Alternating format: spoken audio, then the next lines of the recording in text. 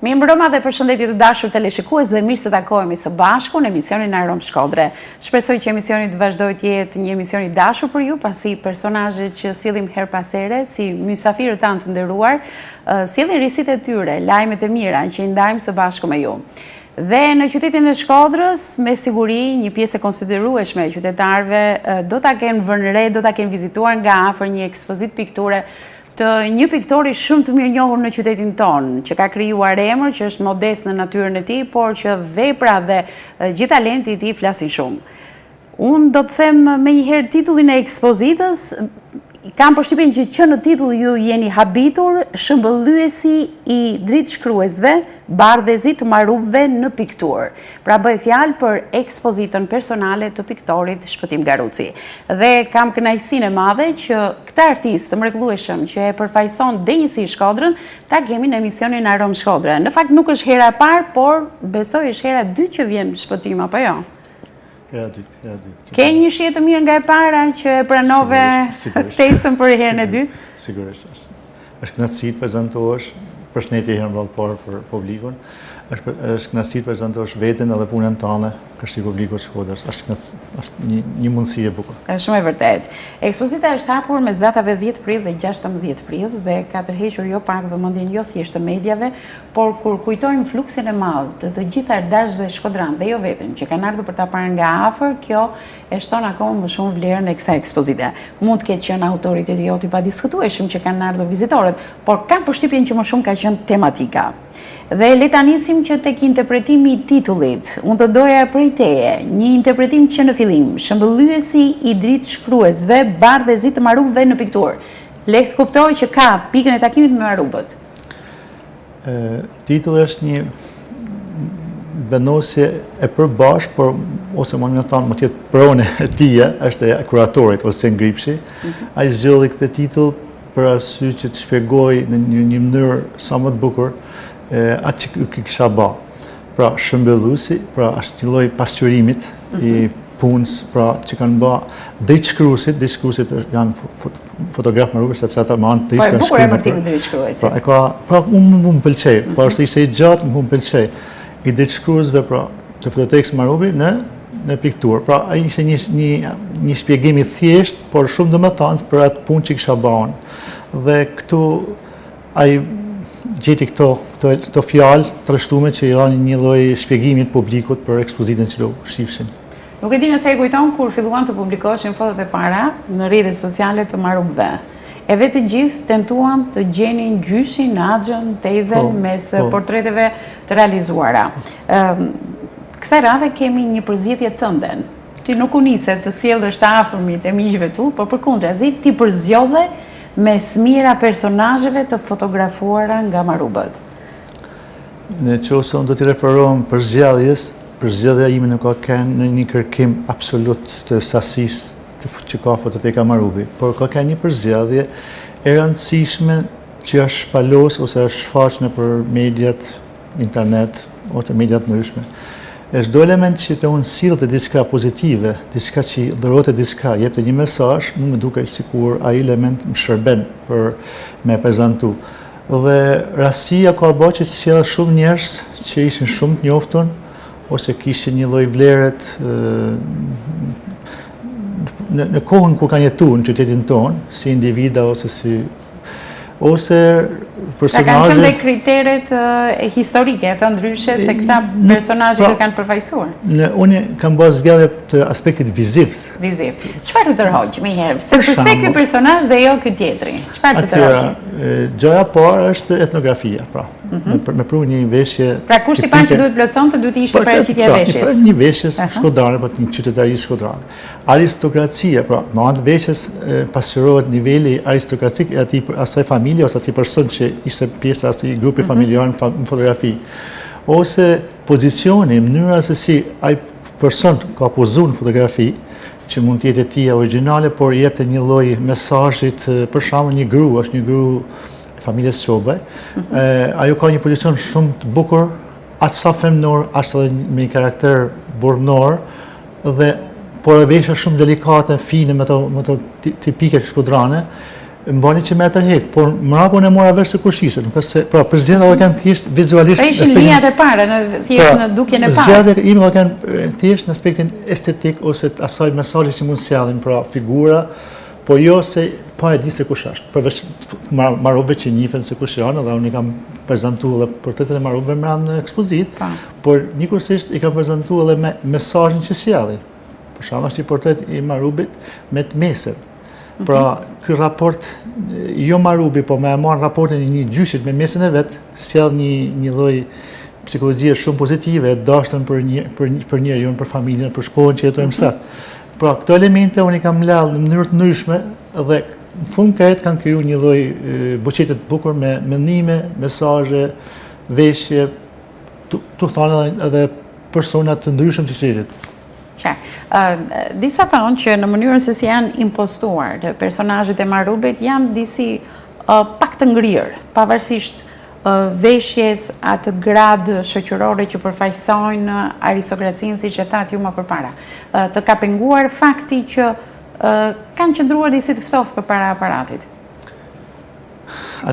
Disa fotografia janë të shkëputura, për shembull janë një familje çift italian, edhe unë kam marrë vetëm gruan te ajo fotografi, sepse ka një veshje tipike shkodrane dhe pozicioni i saj dhe mënyra, pra ajo pozicioni fisnik i saj si person, veshjet me kombinuar me veshjen, ka një personalitet tepër të veçantë, jep tërheq vëmendjen. Ose në rastin tjetër është kur është një grup familjar, dhe unë kam marrë vetëm një person nga një grup familjar. Dhe këto persona të i marrë në vedi, kjo e një lloj personalitetit në vedi, por që ndoshta në kontekstin e përgjithshëm të fotografisë rrini mirë, por kur vjen vedi ndoshta krijoj një lloj vetmijet ose por ajo që unë i kam shtuar në asaj i ka dhënë edhe një vlera të tjera plus që kanë krijuar një kolorit bukur ose kam shtu elementa të sfondeve ose gjëra të ndryshme që kanë krijuar një lloj kënaqësie për shikuesin kur ka pa punën. Dhe kështu që në këtë formë jo pse se kanë ndajt vetëm ato si persona dhe janë pra të mos konceptohet nga të gjithë teleshikuesi si riprodhimi origjinali por tashmë në formatin piktur. Por jo. Nuk është kështu. Pra në çdo punë ka ndërhyjje të ndryshme, vetë fakti i herë që është bërë me ngjyra. Qartë. Këtu do qëndrojmë pak tek ngjyrat. Nga bardhëzimi me ngjyra, vendosja e ngjyrave lidhet edhe me etnografinë, atë që ju e cekët që në fillim. A ishte e vështirë të përcaktojë ngjyra që do i jepje të paktën kostumeve tradicionale të tyre? Atëherë, duke se ne na arrit në Shkodër dhe doshe po doshe kena eduku synin me koloristikën e tipike të veshjeve shkodrane. Përveç kësaj, mjeshtrat e mi, Enriku, Astani, Nikolini, shokë jemi, kanë influencuar tonë me punën e tyre të stilit, se zakonisht Riku ka bërë punë me fotografi, dhe kështu që unë jam edukuar me një lloj gjaje të tillë. Përveç kësaj, piktorët e mëdhej, Hidromeno, Zep Kolombi, Emerald, janë Simon Rota, pra janë pasqyrues të asaj kohë dhe ky perceptim që merret në përgjithësi nga tan kjo bagazhi këtyre vepra fotografive të ndryshme, unë e kam perceptuar dhe jam përshtat për veshjes. Nuk është se unë kam studiuar veshjen me mësi, por ajo perceptimi jem e ka pruar atë në një synin e përgjithshëm, pra çdo kush që e shef krijon një idenë se kjo është një veshje shkodrane, këto janë copat shkodrane, stilet punume shkodrane, pra e dallon të gjë. Edhe kjo ka bërë që unë me pas sukses në këtë prezantimin e ngjyrave ose vendosjen e ngjyrave në piktura. Njëkohësisht i kam ndihmuar me pjesë ndihmëse të ambienteve gjëra që kanë krijuar një lloj luksi të më shumë. Qartë. Më pëlqen të kthehem nganjëherë në bisedë në kohërat e mëparshme. Atëherë kur kam bërë një intervistë, nuk e di, mund të kenë kaluar 5 apo 7 vite, diçka e tillë. Një intervistë. Nuk do ta harroj, më ka mbetur në kujtesë një pikturë që ti e kishe realizuar ngjashme me variantin e motrës tone, e jashtëzakonshme për ngjyrat, për efektin emocional që ajo shkaktonte menjëherë. E kujtoj bile të gjitha detajet mbrapa të veshjes së saj, por ajo që më ka mbetur në kujtesë është se kjo pikturë nuk është në Shkodër fare, por ka udhëtuar jashtë kufive të qytetit. Kjo është një pikturë, ka qenë piktura kryesore ekspozitës para Rancet, se kjo që bën atë zhvonë. Dhe kjo është edhe ngati një pikturë si inicje e ekspozitës që kam bërë sot. Po pse kjo dhe jo një tjetër? Kjo ka qenë më e suksesshme atëherë. e jotja? Fakti që është, ja, unë kam bërë shumë piktura tjera, por kjo pikturë ka qenë, si me thënë, pjesa e testit për me bërë këtë ekspozitë që kam bërë sot. Dhe kjo pikturë është pëlqyer shumë, sepse ka krijuar një personalitet të një grup shkodrane të pasur, me ato argjendaret në pjesën e gjoksit, atë facaletën me fasigen, unazat, pra pozicioni, postura asaj që krijon një personalitet të një grup shkodrane, të një farë nivelit për familje të pasur në shkodrane. Dhe ky personalitet i saj është prit admirueshëm për njerëzve, sepse në fundit ajo shkodrane ishte dhe shumë njerëz bile ishin gjallë, tash e kemi sa ishin gjallë. Po, vlerësi i saj është shkoçar, më vjen shumë çudi. Po, është një koleksionist pikturash, është shkoçar dhe ai bile ka 2 copë të atij karakterit. A ti ke realizuar 2 herë? Ja, kam bë 2 punë të ndryshme, po të njëjtit karakter. Pra jo se njëjti person, po 2 punë, po 2 copë kam marrë ky person. Edhe kur e kam gazuar të dytën, tha, ma mirë ta fillë të dytën, po sepse i rrishin bashkë me një tjetrin, pra. Kishte ndonjë lidhje me Shkodrën ai apo vetëm thjesht e pëlqeu? Ai ka më duket se ka një hotel në Korçë, po që i ka rrit traditën e asaj kohë, komplet si është që ka kanë shumë vite përpara. Dhe ndoshta kjo ka qenë arsye që një element i asaj kohë ti përshtatet mënyrës që ka prezantuar hotelin, edhe ndoshta kjo mund të kenë një arsye. Por edhe simpatizon gjithmonë. Se është si puna e fëmijës, si pikturë që është aq bukur realizuar, më ka mbetur mua në mendje jo ty që e ke realizuar. Që një artist nuk ka qef me hek për dorët, por kjo është jeta, punojmë, bëjmë për tjera. Nuk ka se ka një. Por kur e kam hek, kur e kam marrë parë, pikturën e parë, e kam njët emocionin e asaj largimit. Por e kam menduar që është një person i duhur edhe ka më ekspozuar një vend duhur. Po, ka rëndësi, ka të bëjë se kush e merr, si e merr. Edhe kjo është një kënaqësi. Po, shumë e vërtet. Dhe nga ajo inicie që ju thatë, filloi ekspozita për të konceptuar një galeri të madhe personazhesh në pikturë. Ajo ishte një test që pa vetdije, krijoj një imazh të unë, krijoj një ide fikse që mund të bëhet diçka e tillë me punë të tilla. Pra kur një punë e tillë ka një sukses të tillë, po kur bëhen 44 të ngjashme, pra, që 44 punime kanë në këtë ekspozitë, kanë dhënë një nivel 4 herë më shumë se sa. Ai ka kanë një ekspozitë shumë e suksesshme për atë që unë kam pa dhe kam ni. Gjatë punës një piktori kuptohet ai do qetësinë e veçë të mos e ngacmojnë, por gjithsesi ka nga ata kurishtarë që ndalen te studioja dhe shohin punimet. Ke marrë atë përshtypjen e parë pa inauguruar ende ekspozitën.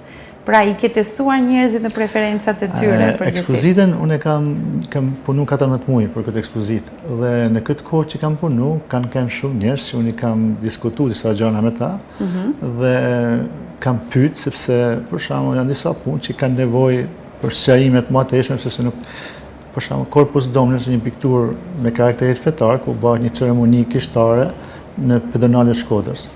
Një fotografi nuk ishte e Marubit, por është një fotografi shumë e vogël dhe që nuk mund të merresh shumë elemente vesh. Atëherë unë kam shëruar me disa persona të pra një prift ose 2 murgesha ose një shok e jam që ka lidhje me këtë lloj rrymet fetare. Edhe më ka shpjeguar dhe kështu që unë kam vendosur ato gjërat që bëhet sa më e rregullt në aspektin e rregullit të ceremonisë.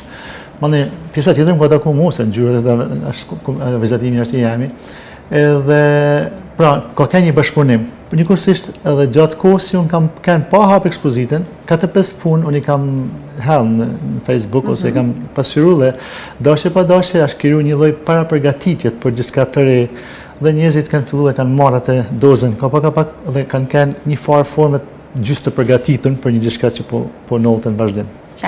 Unë do kapim të detaje që ti the ishte një foto e vogël, nuk shikoshin detajet. E kam parasysh atë foto, qarkullon pak në internet, është po ta zmadhosh nuk kuptohet fare. Nuk e gjej më internet. Dhe po mendoja që imagjino çfarë vlere krijohet për qytetin kur imazhe të tilla të vogla, që shumë lehtë mund të humbasin sepse ne nganjëherë varemi nga rrjetet sociale, ti kthejmë në piktura.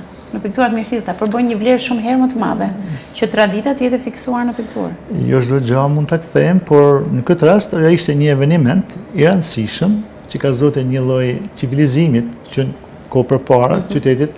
Pra, kjo janë disa elementat që më bajnë për me e marrë, me përzgjedh një fotografi, dhe duka zu këtë element që ka pra vlerën, ajo po më dash me analizu, ai kuratori ka analizu shumë bukur në katalog, pra ka një domethënie shumë të madhe. Atëherë pra përzgjedhja ishte ngacmimi, pra ishte ajo fotografi e vogël, dhe mandej pjesa tjetër është një vazhdimësi e asaj që unë du me pasqyru, pra me fut një qytet, pra me fut pedonale, pra rruga jonë e pedonales që është arkitekt koridor Mena është shumë e bukur, dhe në atë grumin e njerëzve që bajnë atë ceremoninë është bajagi domethënëse. Pra shpëtimi e ka më shumë të fiksimi traditës, se përpikje për ta bërë Shkodrën në pikturë, siç ka qenë dikur, janë pak a shumë disa fotografi standarde që i gjejmë pothuajse të gjithë piktorët. Pra, duhej element i ri në pikturë i kësaj kohe që të ngjallte interes dhe kam përshtypjen se këtë detaj ti e ke kapur shumë mirë. Atëherë, për shembull janë dy peizazhe që kazojnë, një peizazh është Shkodra e pamen nga Spitali i vjetër dhe komplet kazohet Shkodra me ndërtimet e asaj kohë ku duken institucionet fetare se bin sy për ndalsinë që kanë. Dhe një tjetër është pedonalia ku ka një makinë parkume, është e fotopicit, pra fotograf Pici, dhe ka me në disa qytetarë, në atë kollarë, në atë qytetarimin e tyre. Pra, këta në disa fotografi që me pak elementa në marrim një informacion shumë të domosdoshëm të asaj kohë. Pra, nivelli kulturor i asaj kohë, në qytetin tonë ka kanë bajagi i mall të pas për asysh, vende tjera për atë. Edhe këto elementa pra kanë shtys për mu që unë t'i baj në pikturë dhe t'i shpalosi njerëzve për t'i shofi njerëzve. Qarë, vitet e fundit ke bërë një jetë ndarë midis Shqipërisë dhe Shtetet Bashkuara të Amerikës. Dakor? Edhe të gjithë thonë që po dole jashtë, atje ke një shkollë jete, ke një ndryshim koncepti e të tjera. Pra, ju shkua në Shtetet Bashkuara të Amerikës, erdhët dhe bët një ekspozit për traditat shkodrane. Pati në një ndikim apo ti mbeti i pati tërsuara i shkodrani klasik? Çdo lëvizje që bën njeriu ka rënë pushimin ose ndryshimin e diçkaje, por ajo pjesa kryesore nuk ndryshon. Dhe unë edhe pse isha në një kohë gjatë në Amerikë, gati 2 vjet pak.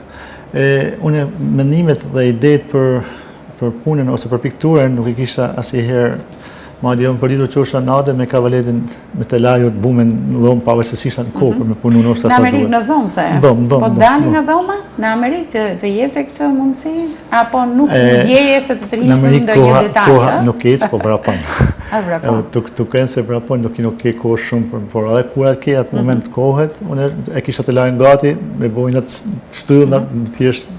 Çfarë punime është bërë në Amerikë? Jam shumë kërështare. Kam bërë shumë gjëra që njerëzit për shkakun ka shqiptar që dojnë diçka shqiptare. Kryesisht porosi. Po të huaj që dojnë për shkakun portretet e tyre ose një natyrë të qetë, diçka që mund të pëlqejë aty në njerëzve të tyre, që ndratën ku ishin aty afër krejt. Nuk ka se ishin puna kryesore ishte kjo. Nuk vendose kontakte me të tjerë. Kishte thjesht një hobi për momentin aty sepse s'kishe kohë me e base. Atë që thash, atje vetëm vrapohet. Po, shumë e vërtetë. Dhe ju zgjodhët që të vini në Shqipëri dhe ashtu pa humbur kohë brenda 14 muajve të përgatiteshit për një ekspozit personale. Ardhja ishte me një ide të fiksuar që unë do bëj një gjatë të tillë dhe unë ditën e parë që kam ardhur, do të thënë të parën raj, por ditën e dytë unë kam filluar zbatimin e ekspozitës. Jam blej materiale, korniza, gjëra që ndoshta nevojshme për më bë me fillka ekspozitë. E ke pas gjithë frymëzimin e nevojshëm, të ka shqetësuar realiteti se nganjëherë janë këto kontrastet Amerikë, Shqipëri, për njërë, duam të marim vetën. Nuk e kam postë, sepse këtu i futën në pjesën më të madhe të mendes teme e mërë piktura. Edhe në mendim, jo thjesht të punu, pa dhe të e menut, se si me ba diçka, dhe kështu që nuk kam kohë për me pa të ndryshimet që më shqetësoj. Je njeri shumë i heshtur, shumë e vështirë të shohim mediatikisht, megjithatë unë habitem pse ky reputacion ka që madh.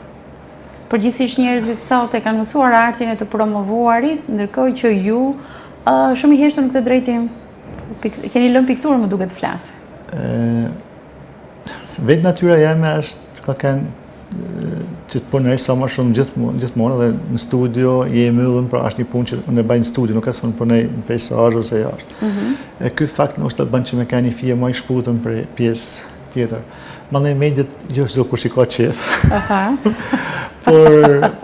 Por unë mundohem me fol ose me komuniku nëpërmjet pikturës me shumë njerëz dhe them se këtu arrit të kem sukses me qartë dhe njerëzit janë gëzuar ose kanë kënaqësi kur bisedojmë ose bajmë diçka në lidhje me punën që mesin të dy palë të kënaqur. Qartë. Para se të flasim se si u ndjeve ti për mënyrën se si u prit ekspozita, të paktën nga imazhet u kuptua edhe nga ata teleshikues që nuk kanë qenë ndoshta prezente që kanë humbur një vlerë të jashtëzakonshme, që nuk ishte as galeri arteve, as një ambient për një ekspozitë, por ishte një subjekt privat, autoritar në qytetin e Shkodrës. Dhe mua më lindi pyetja se përse jo në fototekën Marubi, duke qenë se inicia ishte tek fotografitë e Marubëve. Atëherë, ajo mund të ishte një ide shumë e mirë, dhe unë kisha një ide të tillë, por realisht fototeka Marubi ka një plan të përvitshëm dhe koha që unë kërkova nuk korespondonte me planin që ka fototeka Marubi, por duhet vend në shumë ndukje bashkëpunimin e drejtorit fototekës Marubi, Lucian Bedani, ka bërë një bashkëpunim shumë përsosur në raport me punën që unë kam bërë, dhe çdo kërkesë që unë kam pas, ose çdo një mes që unë kisha nevojë për këtë ekspozit, ai më shpërgjigj dhe më ka ndihmuar jashtëzakonisht shumë. E ke fjalën për gjetjen e fotografisë origjinale apo në grupin e disa fotografijeve kur ndërton një skem për ekspozitën, për shembull, duhet kemi këtë gjë, duhet kemi edhe këtë gjë, sepse dosha që me kanë prekon shumë nota mbrana. Gjithsesi po më vjen keq që nuk është shfrytzuar ambienti për shkak të planeve, impenjimeve të mëdha, ishte. Vanjon duhet të kenë kushtent që vendosja e bamjes ekspozitë te Hotel Rozafa është shumë e bukur. Jo, okej, bukur edhe aty, por kur mendova për vetëm arsye, sepse fluksin e vizitorëve të huaj. Aty ku mund të ndalesh më shumë në pjacë. Edhe aty kanë shumë bile kanë koincidencë, sepse ato shkoshin në hangër buk, shifshin piktura dhe kur u ktheshin për pashin Amelcinë për të pa pikturat. Ato turistët që ishin në ato hotel ftum. Por ambienti, fakti që kjo ekspozitë u bë dhe pat një popularitet shumë të madh, pra një shikueshmëri tepër të lartë. Ka shumë popularitet. Një format unë isha i përgatitur për një gjë të tillë, sepse kam bërë 2 ekspozita të tjera dhe kam pas një lloj standardi në lidhje me shikueshmërinë e njerëzve. Por kjo i kaloi të lantana limite në lidhje me atë, ardhen shumë njerëz. Kështu që edhe po të ishte te fototeka Marubi, nuk do kishte kanë mujtën që ata njerëz të hinë mbrapa. Si mas fjalëve se nuk ka se unë po e tham nevojës për hapësirën ndoshta që kishte. Miq mirë thonë kanë ndoshta edhe 600-700 vetë. Dikush një person s'po jep në Jo, dhe nga foto dhe imazhet që po shikojmë gjithë televizionin. Se ka një kallëbek i madh ambienti i fototekës Marubi ndoshta se kishte për fshi. Kështu që ngushëllohemi tek ky fakt dhe nuk na mbetet merak pse nuk u hap atje, po u hap. Pavarësisht se bashkëpunimi ishte shumë i madh, por kur nuk ka mundësi. Unë do vlerësoj edhe një detaj që është jo pak i rëndësishëm. Ti gjithmonë zgjedh anën estetike të paraqitjes së punimit, ku korniza ka një rol të jashtëzakonshëm dhe që i përshtatej, pra ti nuk merr një përhatër të kostove të tjera, ti vendos një kornizë goxha të kushtueshme, po që e hijeshon atë punim dhe i përshtatet pikturës. Atëherë, në këtë rast, këtë ekspozitë, shumica punëve pra kanë karakter kombëtar, pra prezantojnë një etnografi, një persona, dhe dashje po dashje quhet një pasuri kombëtare që do dhe në qikë më thoi za pasurinë anësore. Jo në aspektin pasuri kombëtare, sa është një punë që ka nevojë për me kene kufizu me bukur dhe mu prezentu sa ma bukur për arsye se hin të një grup relikesh të qytetit tonë. Dhe unë nuk e kam si them se kam kursy, as kursy lidhe me prezantimin e ekspozitës, si në aspektin e kornisë, ashtu edhe në pjesën tjetër me katalog ose me broshura ose me postra o suvenira, gjëra më të rëndësishme. Një ekspozitë me të gjitha detajet, jo vetëm thjesht i vjen dhe viziton, por merr dhe informacion përmes një libri. Shqip e kam bërë një formë të tillë, kisha më thënë më shumë se mund të ketë bërë dikush tjetër.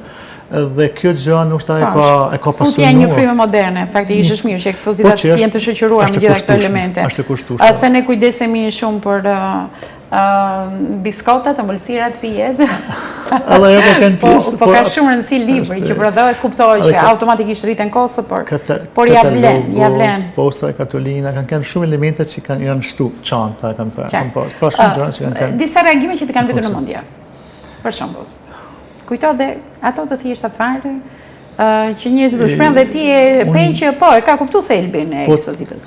Po të them reagimet, kështu po ma një përgjithshme, pra.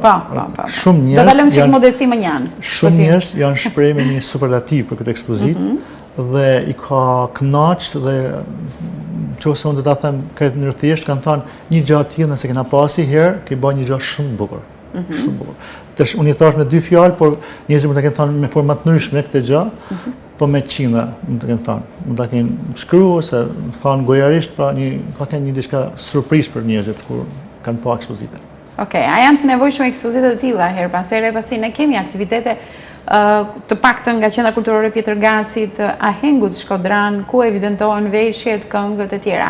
A janë të nevojshme ekspozita të tilla që të shkojnë paralelisht me aktivitete të këtij formati? Shumë momente kam përshtypjen pra kanë vlerën e vet, si në muzikë, si në prezantime më të ndryshme.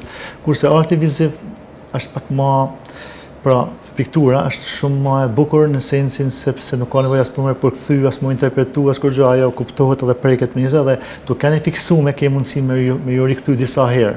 Nëse një valle kthehet dhe kalon edhe metin mëne sa meti, atë pikturë mund tash merri pa disa herë dhe kështu që në këtë kontekst piktura ka një vlerë tjetër. Është më shumë kur bëhet fjalë për traditën. Por kur futet tradita në mes, është një betejë fituar për artistin sepse bën një vlerë. Bën një vlerë që njerëzit e pëlqejnë dhe e admirojnë, sidomos brezi jonë sipër, por edhe brezi i ri ka nevojë me ditë se çfarë është një etnografi, një nivel jetesë e asaj kohë, një kulturë asaj kohë. Po, duke u nisur nga tematika dhe jo vetëm. Duke parë në përgjithësi gjithë punimin që ke bërë ndër vite. A meriton piktura jote të jetë në institucionet tona në Shkodër, private apo publike? A janë identifikuese të Shkodrës? Do me thënë që kur atyre ju vjen vizitë nga një shtet tjetër apo nga një bashki tjetër, përballen direkt me traditën. Pra duhet të kenë institucionet tona këtë përmbajtje. Atëherë, përmbajtjen e pikturë mund ta kenë sepse është një pjesë e rëndësishme e qytetit. Pra aty evidentohet një vlerë e qytetit. Mund të jetë dikujt tjetër, jo e emja, por këtë duhet ta ndihmojnë bashkia ose ta subvencionojnë ose t'japin diçka për këtë lloj fushe që vlerat tona qytetit të shfalosen sa më shumë. Kurse lidhje me pikturën teme, unë mundohem me bë një çfarë të bukur dhe atë bukuri që unë mundohem me bë duhet ta pëlqejnë tanë dhe mandej meriton është një veprim që s'm takon mua, por tani jemi në fazën e pushimit pas ekspozitës apo jemi në fazën ne vazhdojmë atë ritëm që kishim? Atëherë, ritmi është i përditshëm, puna vazhdon për ditë, por ndoshta fillon një mendim për me bërë një diçka tjetër në të ardhmen. Mund të kenë kam një ide, por duhet më ul me mendu më shumë sepse ka nevojë për informacione më të ndryshme, sepse kam pas një koncept më tepër të momenteve historike ose momenteve që kanë grumull njerëzish, ndoshta edhe këto dojnë kohë. Kam një mendim që mund të bëj diçka tjetër. Okej, mbetet sekret. Pas s'është lajë vetë dume, por do të bëj diçka të natyrë, por gjithmonë të pas këtë ekspozitë që bëna. Mënyra se si u prit. Kjo ekspozitë që u prit. Pra ti do të qëndrosh kësaj linje me sa. Do me marr me një formë tjetër, por që mund të ketë një mesazh më shumë se kaq. Okej. Shpëtim, unë të falenderoj jashtëzakonisht për prezencën tënde në studio, për emocionet që ndave, për mesazhet patjetër për të gjithë teleshikuesit. Unë të uroj me këtë duar të tua të arta të bësh punime të tilla kaq të bukura, që përbën një vlerë të shtuar për qytetin e Shkodrës. Faleminderit shumë për ftesën edhe për kënaqësinë që më dha të shpreh pikturën time ose mendimet e mia për pikturën time publikut. Okej. Ne do kalojmë me një spot të shkurtër publicitar sepse kemi të ftuar të tjerë në emisionin Arom Shkodra.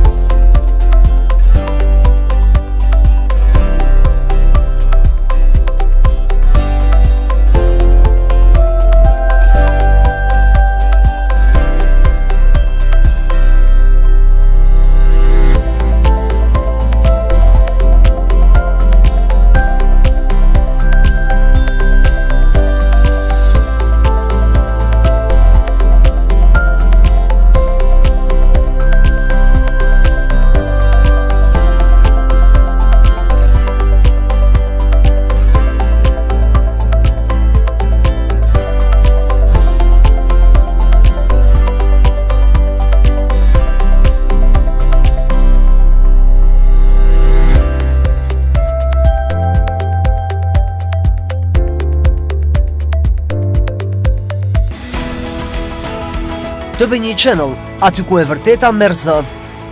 Keni hasur një rast korrupsioni, jeni dëshmitari një ngjarje që duhet të dëgjohet, po përballeni me një rast padrejtësie.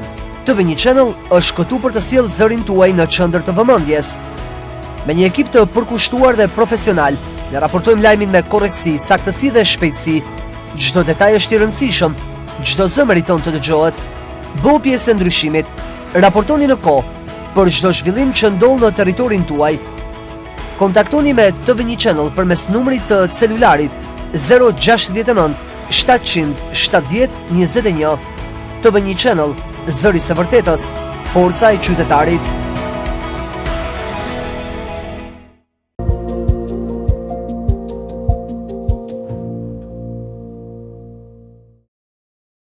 Dhe pasi spoti publicitar, ne jemi rikthyer në studio për të vazhduar me pjesën e dytë të emisionit Arom Shkodre. Me siguri ju po prisni që unë të kem ndonjë person sërish me kostum, me kollare, që ai të ketë mundësisht pak thinja, apo ajo, se mund t'jetë edhe zonjë nderuar, jo më mund t'jetë dhe re, kemi pasur dhe mosha të reja, por fëmia ma nuk kemi pasur asnjëherë. Jo se ne nuk i duam fëmijët, përkundër, ata kanë ardhur në formë reportazhesh në emisionin Arom Shkodre, po në studio ama vetëm sonte kemi një privilegj shumë të mirë që do ju a bëjmë dy mikeve të mia. Në fakt, unë nuk dua të evidentoj rolin që kanë fëmijët në jetën shoqërore, por rolin që kanë homologet e mia. Po, e dëgjuat mirë, homologe, sepse ato janë prezantuese, janë vërtet fëmijë, por janë prezantuese të emisionit Rrëfime me buzëqeshje. Unë jam shumë e sigurt që ju keni thënë me një herë televizionin, pra bëhet fjalë për radio televizionin shqiptar Dega e Shkodrës, dhe unë kam derin dhe kënaqësinë dy miket e mia, që edhe pse janë të vogla unë do t'i quaja miket e mia, dhe para është Hea Lohja, mirëse erdhe në emision. Faleminderit shumë për ftesën, jena shumë mirënjohëse. Faleminderit edhe mua, do ta them edhe arsyeën se pse ju jeni në emision. Po është edhe Onesa Nikshi, mirëse erdhe. Faleminderit shumë për ftesën, është një kënaqësi shumë e madhe që t'jem sonte këtu. Bravo. E mbaj fjalën unë? Sigurisht.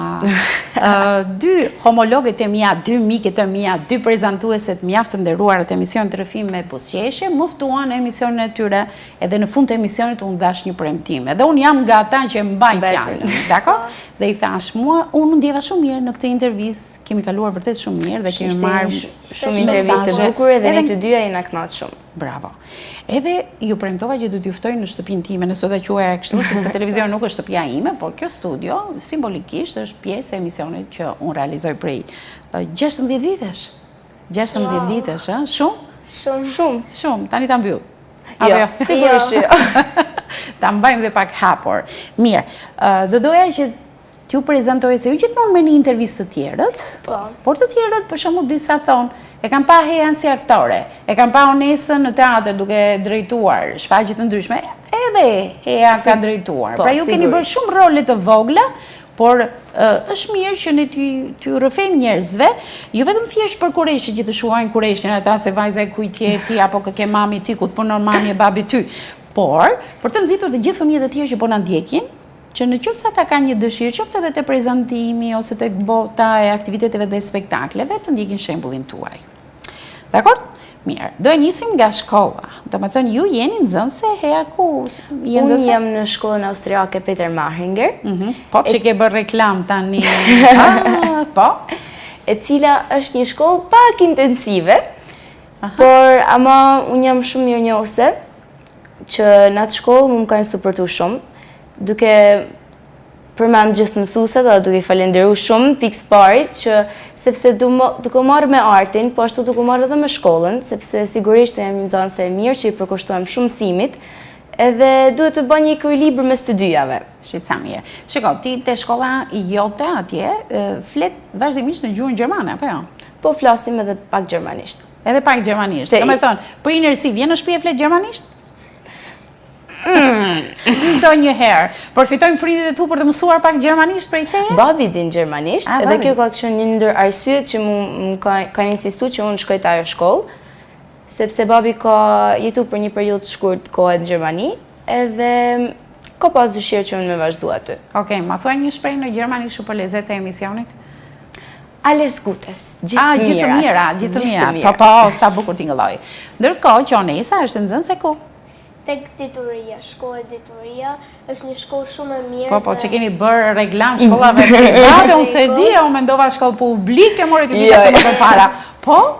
Dhe? Është një shkollë Çfarë shumë klase e jeti? mirë, e rregullt, në klasën e 5. Në klasë e 5.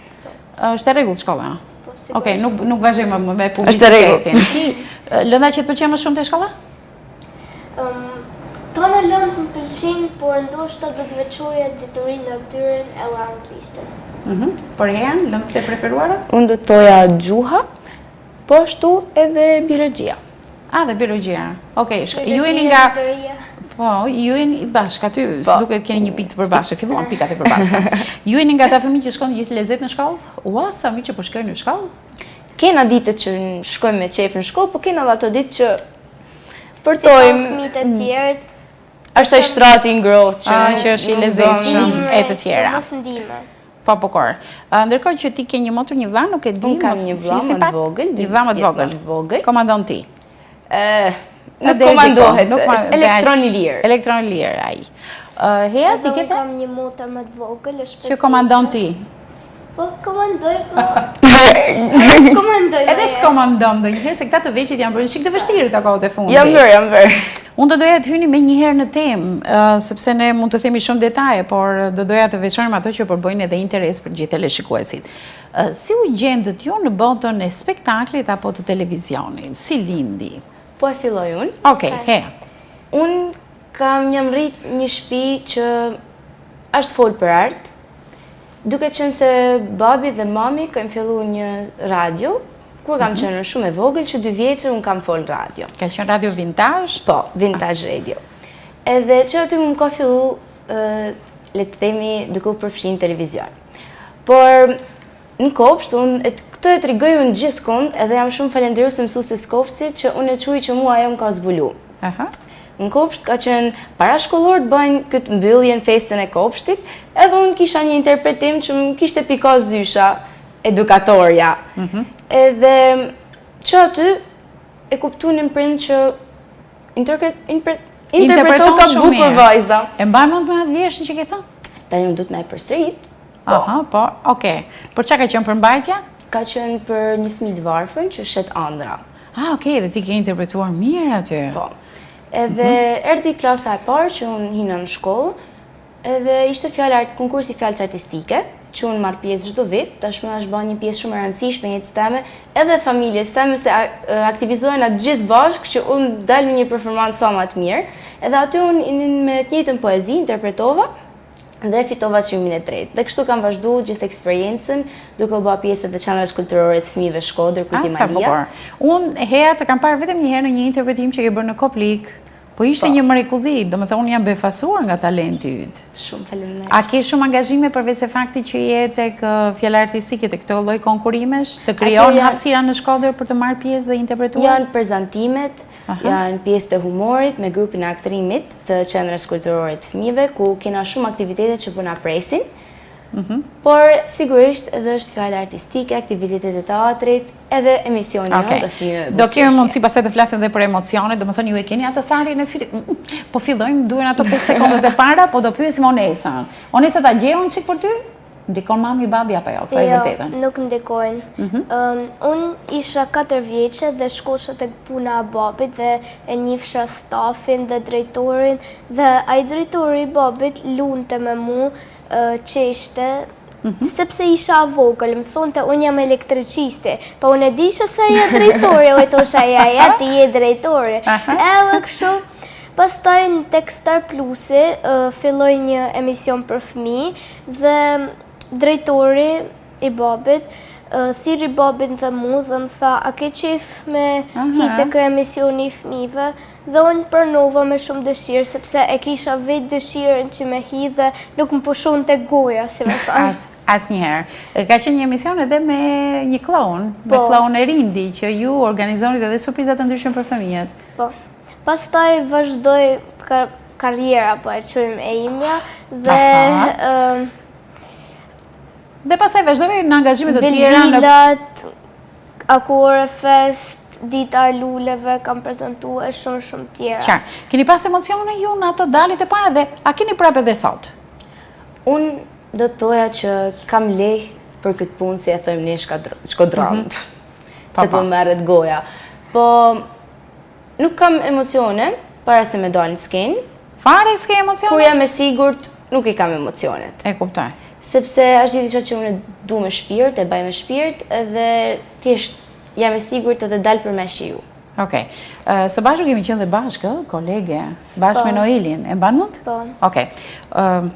Ke emocione? Jo, ndonjëherë dhe kam, për shembull të fillimet e mia kam pas, por tani paka shumë nuk kam më. Po mirë, po kur qëllon në publik ndonjë person kështu që qesh, që thot diçka, ose që thot Donisa, se ke komshi, kupton? Çfarë bën ti? Unë me thonë drejten, kur dal dikun, për shembull në skenë, që kam publik, i vetmi person që shoh në sy është babi jam ose mami jam, një ndër familjar. Bravo. Unë kam veç mamin për këtë. Okej. Unë njëherë ka ardhur babi me pa, fjalën artistike, klasa 3, edhe unë nga që ishte babi aty, unë emocionova, edhe është vetëm herë që unë nuk kam dalë direkt, kam qa, edhe kam bë prapë në fund. Tani ti i thua babit mos më hajde më. Ja, të Të vi mamë, po tani kam ti që s'vjen s'vjen babit. Drejten, edhe unë, kur jam me mamin, duket vedi si kur jam e fitë ma qlirë në për emisione, kur babi si kur e kam pikë tobë më vinë si emocione ndonjëherë. Dhe kështu që është mirë apo jo që të vi? Mirë, po edhe kështë se në është të ngatrosh. Bukor, cili është pozicioni mami babi kur vjen? Ku ulen ata zakonisht? Rrinë bas kujinteve, apo rrinë aty rreshti dytë në qendër ku? Varet të prini. Mami ka qef me nëjt e rreshtet e para ose dyta, ndërsa babi ka qef me nëjt dekon në kafe. Mami sa më afër që të shifena.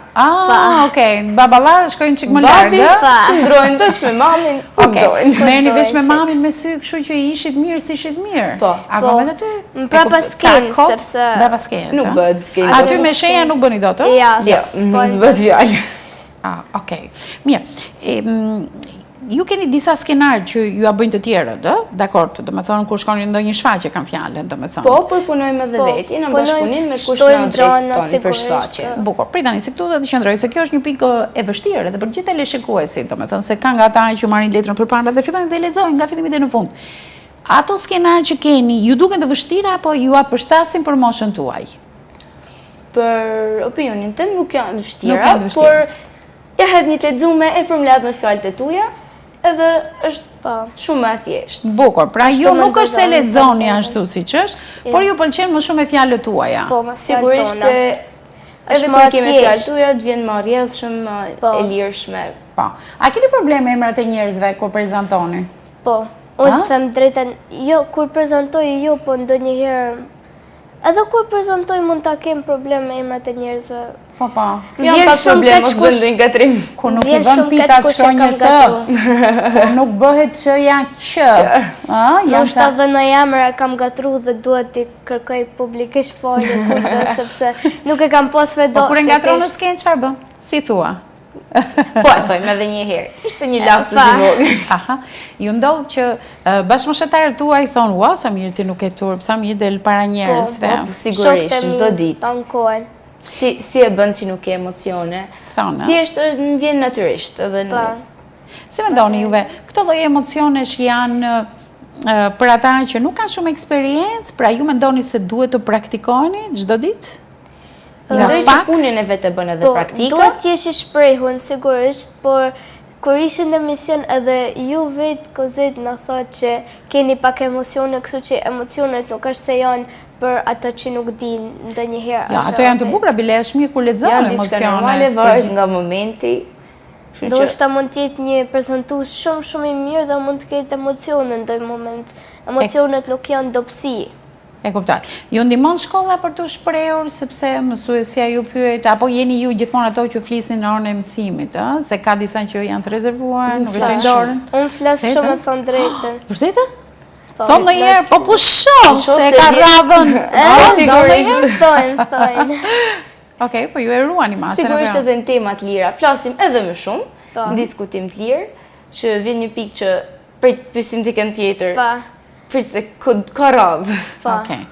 Shiko, ju jeni të vogla, okej, janë edhe të afërmit tuaj që ju qëndrojnë afër dhe ju nuk e keni vështirë, po kjo bota e televizionit nuk është fush me lule, se brenda një televizioni, për shembull janë ata që na duan, që kapin faqen, thonë, erdhi Onesa, po ka dhe nga ata që ndoshta nuk kanë, do me thënë atë simpatin, si që mund të kenë pjesa tjetër. Ju e ndjeni këtë gjë në botën e televizionit, apo përgjithsisht nuk keni përballur? Ne nuk e ndjejmë, Nuk e ndjejmë për momentin. Jemi të vogla si fillim dhe nuk kam opinion për këtë. E kuptoj. Akoma jena të vogla, për kushdo që ndjen, të më thonë, tritonet, thjesht duhet me që kokën për para dhe mos me e vuri ato mesazhe, sepse Edhe nëse ka komente negative, duhet më shkapërcy edhe me vazhdu para. Sepse ata thjesht dojnë ty me të qitë anën tënde të keqe dhe dobë, dhe ti nuk duhesh me ja lanë aty në dorë atë gjë. Unë tani po ndihem se kur kam të thjesht të zvogluar atë sa njerëz të mëdhenj. Mirë, më jepni një eksperiencë nga emisioni juaj, ju e keni nisur në nëntor të vitit 2024 dhe si përgjithsisht personazhe të njohur në Shkodër. Unë nuk dua të përmendim me emra, po çfarë ndim keni për ata që janë të rritur, më të rritur se ju që keni ftuar? Nga 0 deri në 100, sa përqind kanë thënë të vërtetën? Unë mendoj që të gjithë kanë thënë vërtetën, sepse intervistat që bëjmë ne janë disa intervista me pyetje shumë të lezetshme për moshën tonë. Pra që nuk i kanë vendosur ata në pozitë të vështirë? Po, sigurisht, është një intervistë besoj shumë e bukur edhe interesante për me ditë më shumë për jetën e një personi, por pa e vu personin në vështirësi. Po, ka pyetje fëminore dhe nuk i vën atë shumë presion. Mund të ketë ndoshta ndonjë spec të vogël atë. Por nuk na ka ndodhur. Ja tani, me që po flasim për speca. Ku mendoni nga atë pyetjen që më bët mua, cilën e konsideroni ju pyetje me spec? Do ta them edhe unë, se cila ishte më me spec që më keni bërë. Nuk do bëj unë speca sot. Specat të mbushura kisha dje. Po qes. Cila mendoni se nga ato pyetje që më keni bërë ishte me spec, që është pak vështirë t'ja bësh një personi këtë gjë? Nuk e di, unë nuk mendoj që kanë qenë pyetje. Ja ta them unë, për shembull, një pyetje që ju ma keni bërë në emision, nuk do hakmerem jo. Se pëlqesh. Domethënë ishte që ju më keni përmendur të gjitha emrat e kolegëve dhe më keni thënë një për një.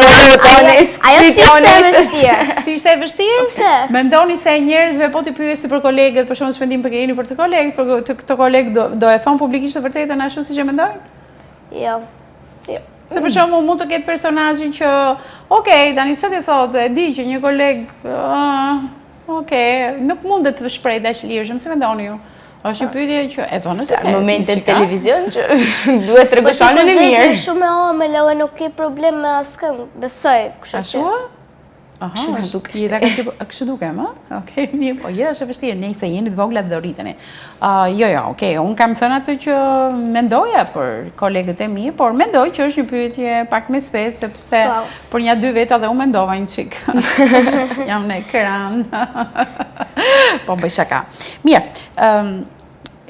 ju pranojnë lehtë të ftuari për të ardhur, sepse po t'ju thuhet për shembull që do vishte një emision për fëmijë, si reagojnë ata?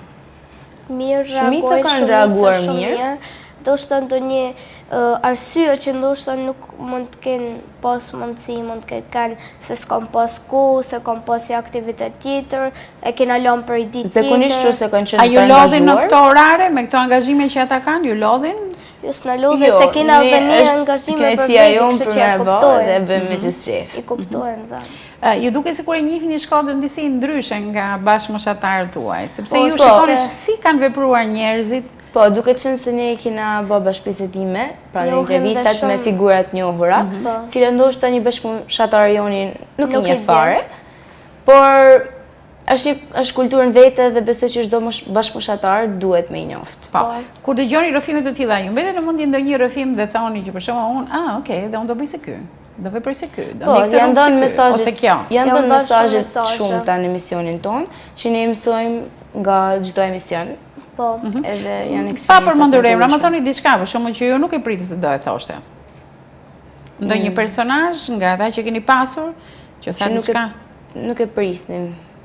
nuk mund të për diçka që ne nuk e kena prit, por për mesazhet shumëta që ne me vazhdu përpara, pa pengesa, duke sidomos për një vajzat që ndoshta në Shqipëri janë gjonat pak më të vështira, por du të me ecë para dhe mi dalë zot vetit. Okej. Mirë, ne folëm për të rriturit, por një pyetje është për shembull që ju e keni më të lehtë të bëni një emision me të rritur apo me fëmijë? Me të rritur. Unë nuk kam bërë provë emision me fëmijë. Pse nuk ftoni fëmijë? Deri tash nuk kemi ftu fëmijë, po ndoshta kjo është një shenjë që Onesa u përgjigj më herë me të rritur, ndërsa Hea thotë që nuk nuk e kam kam eksperiencë me fëmijë. Asun se kam pas. Po pse mendoni Onesa që është më mirë ta bësh emision me të rritur? Sepse nuk është se është më mirë, por sepse të dy sigurisht janë shumë mirë, por të rriturit janë pak më thjeshtë sigurisht sepse mund të përgjigjen pak më janë më të shprehur të rriturit. Ndoshta kanë më shumë eksperiencë fëmijë. Sepse po të kishe një fëmijë, ndoshta ai ngec pak për të shprehur ka emocionet, i detyrosh ta ndalësh disa herë emisionin. Si mendon? Ja, fëmijët pse nuk janë shumë të shprehur sot Onesa? Si mendon ti? Kanë vështirësi ti i pyet për diçka, ai vështirësohet ta formuloj mendimin e vet, dhe sidomos për në emisionin në studio shumë e vështirë që ta kemi. Ka bëu arsye, por një faktor mund të jenë që tani unë shoh që nuk lexohen aq shumë libra dhe teknologjia ka avancu dhe ndonjëherë e shoh edhe të vetin harroj me lexu libra, mos më vazhdoj me lexu, prandaj se kjo teknologjia të rëmben për veten. Edhe ke parasysh kur e kemi kokën tërkohën kështu? Edhe nuk flasim neve. Teknologjia është shumë e dobishme, por duhet përdorur me masë, me masë.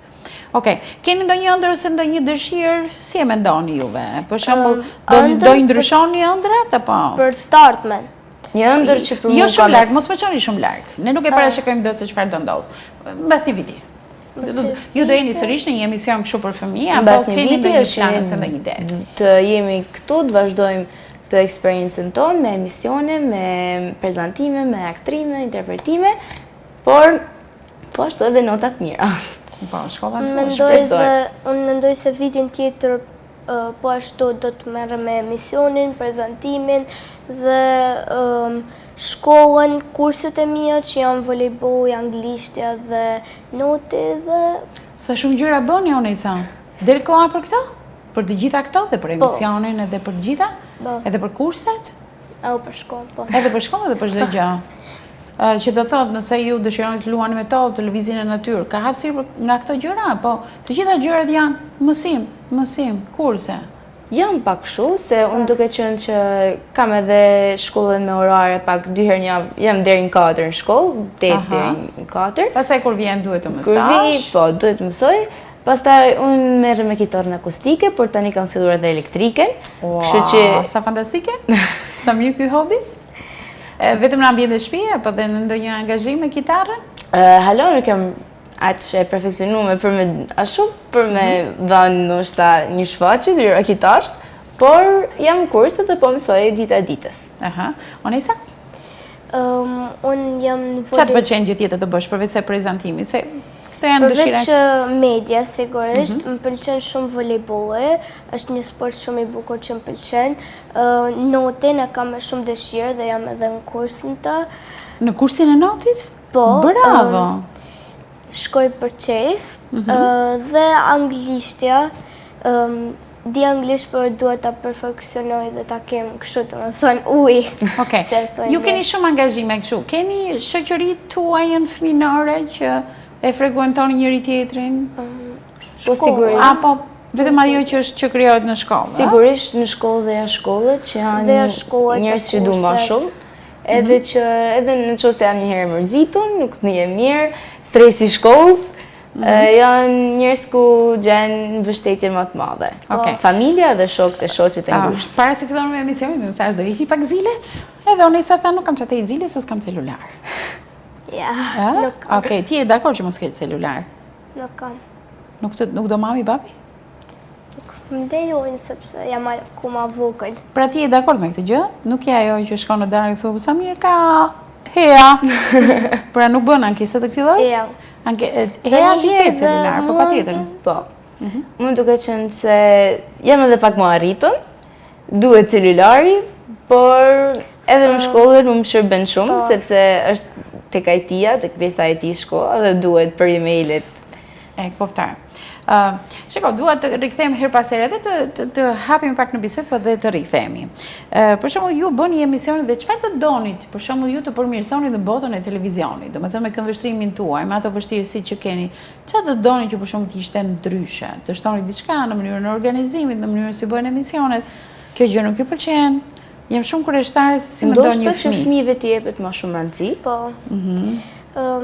Duke qenë nuk ka shumë fëmijë që merren me televizion, po flasim për në Shkodër, por edhe në Shqipëri është emisioni në Kuartin e Peter Pan, ku unë nuk do të rifa përmend, sepse aty edhe kam fillu që 8 vjeçe, që jam shumë mirënjohëse, Vera Grabockës dhe Alketa Vesiut, që më pranunin. Pra ti e ke këtë eksperiencë daljes aty? Që ka një eksperiencë pa harrueshme për mua, e mrekullueshme. Po. Për shembull, televizionet tek ne në Shkodër nuk kanë asnjë emision për fëmijë. Dikur kemi pas edhe ne, për shembull kanë qenë Oqeanikët, nëse e mbani mend. Një transmetim po keni që të vogël fare, kanë kaluar shumë kohë. Mund të kaluar 16 vite, jo, nuk keni si ta kemi qenë fare. Si që fare. Ka qenë Oqeanikët, një emision për fëmijë dhe vinin shumë fëmijë që dëshironin të ishin pjesë e një transmetimi direkt që ka qenë bazite në transmetimet e TV1 Channel. Kanë pasur përpjekje dhe televizionet e tjera për të bërë emisione për fëmijë, por me sa më rezulton mua, bile dhe kjo rrëfim që keni me buzëqeshje, jeni ju fëmijë, po ata që vini janë të rritur. A mendoni se fëmijët do i kishin ndjekur emisione televizive nëse televizionet do të kishin të tilla? Mendoj se po. Po, ëh? Çfarë kanë interes të shohin fëmijët? Ja, për shembull, duke qenë ju në botë kuptimin e tyre. Fëmijët kanë interes pa në YouTube, pa videolojna, kështu. Pra ju të realizoni gjëra të tilla në ekran, Onesa? Jo, nuk mendoj që ne duhet të realizojmë gjëra të tilla, por fëmijët intereset e sotme janë këto. Edhe besoj që duhen që këto interese më kufizu pak prej prindve, që fëmijët mos jenë të fokusuar vetëm tek një gjë që ndoshta as nuk i shërben shumë në të ardhmen. Po, bukur. Ja për te bota e televizionit. Si mendon Onesa, çfarë mund të kenë? Të ketë dhe gjëra që i japin mesazhe dhe i japin. Për shembull, për shembull, nëse ne do bënim një program, si do i ndalim rolet ishin të trija, erdhi është ide e çastit. E zëm se ne do planifikonim të trija së bashku një emision për fëmijë. Për shembull, mund të bëjmë piktura në studio, pra fëmijët mund të bënin piktura në studio, por nuk janë se shikojnë shumë nga teleshikuesi, po tjetër që të jetë një çik që ai të qëndrojë në ekran. Unë bëj ndoshta po të jetë kuize. Që fëmijët po ashtu të mësojnë, por po ashtu edhe të jenë të interesuar për të vazhduar me pa emision. E disa ide më erdhi tani? Pra me kam tani në çast. Për shembull, unë të isha një mama që kam 2 goca të vogla. S'po them gjyshe tani se jeni shumë të vogla për të qenë gocat e mia. Edhe ju të ishit 2 vajza të mira apo të kishim një vajzë të mirë dhe një vajzë të lëvizshme. Të gjithë fëmijët janë shumë të mirë. Po të me thënë njëri është pak më i shkathët, një që mëson një që, dhe ishin role fantastike. Sigurisht. Dhe studioje, se mos taj kopjon ideën. Nuk kopjojt idea, është vetëm ideja jonë. Shiko sa emision e bukur dhe ne të kishim një studio. Ne jemi të gatshme ta bëjmë. Po prandaj ta themi njërë si ide se pale del dikush që ka interes dhe e bëjmë si emision. Shiko, të ishte një studio, ku të ishte si një shtëpi e vogël, do me thënë se si sillen fëmijët, sepse përderisa ka një audiencë kaq të madhe formate të tilla siç është Big Brother, një mini Big Brother, po jo ashtu i lë rastësi, po që sjell vlera. Dakor? Sigurisht. Të tipit. Pra si sillet një nën kur ka një vajzë edukon që kush do bëj fëmijën e mirë të urtë? Po do bëj të lëvizshëm. Po do ta bëj të urtë se jam pak më arritur. Pra imagjino të përfitojë ty duke hapur libra duke ashtu, dhe këtej do kishim Onesën, e cila bën zhurmë, ty se le të më thash. Si do të zgjidhim situatën që Onesa të mësoj? Pra duhet të zgjidhim skena të tilla, këto janë gjëra që studion, nuk bëhen kështu në çast. Po, sigurisht. Dhe Onesa do ta bindnim apo do të vinim penalitete? Penalitete. Penalitetet po Do filloni me atë bindje, me bindje do kur nuk punon bindje duhen edhe penalitete. Me këtë do këshilloheshim ne për penalitete, se tani nuk mund të bëjmë ne dhe të japim një model se si një nën ka një thupër nga ato thuprat që vani nëna dikur aty tak te muri dhe e linin, dhe pastaj marrin thuprën, nuk kemi nga këto. Pra, si mendoni ju ku duhet të këshilloheshim ne për emisionin? Te psikologu. Pra ne duhet të bashkëpunoni me një psikolog, patjetër. Ose po ashtu tek një prind që ka arritur suksesin me edukimin e fëmijëve të Me tij. eksperiencë. Bravo, dhe këtë do kishim audiencë vetëm fëmijët ne, apo Edhe të rritur. edhe të rritur, pra këtë do t'i... A mendoni se do të ishte një emision i suksesshëm? Shumë i suksesshëm. A do kishe pranuar ti, Hea, që ti ishe me pijama, sepse nga i herrim dhe me pijama në shtëpi? Sigurisht. A do kishe pranuar me pijama të rije? Po, unë jam shumë rehat me pijama. Veç mos Në më studio, vesh jo në shtëpi. Pra ti do t'i jesh tu me pijama, Hea me pijama, se nuk janë bërë mësimet dhe ora ka shkuar 10 të darkës. Për të arritur emisionin, sigurisht që po se ky është realiteti në një shtëpi ato. Po pra, ideja është që të sillim realitetin ashtu siç është.